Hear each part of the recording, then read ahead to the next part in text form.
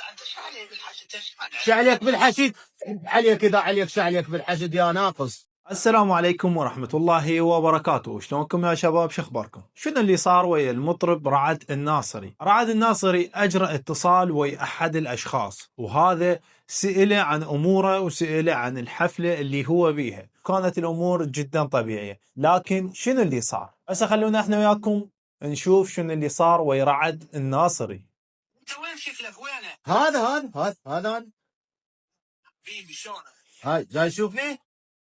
الله يعزك. وانا خلي اخدمك بالليل ما افتح كاميرا، ناس تشرب وقاعده متونسه وانا ما عندي استاذ انت لك كل الحب والاحترام، وانت طيب وانت فولندي. هسه سولفها بعد وكيل. شوف، مو انت ما عندك مجال، مو انت بطران وانا لا والله مو بطران، انا بالعكس لك كل الحب والاحترام. شهر. لا ابد لا. احنا شهر رمضان واحنا عندنا ولد. انا في رمضان عمي غير عيد الدخل. اي بس احنا عندنا ولدنا بالحشيد. ايش عليك بالحشد؟ ايش عليك بالحشيد؟ عليك اذا عليك ايش عليك بالحشد يا ناقص.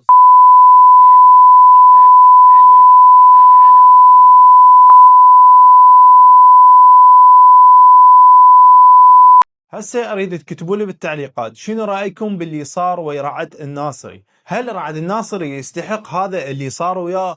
وهل رعد الناصري تجاوز بكلامه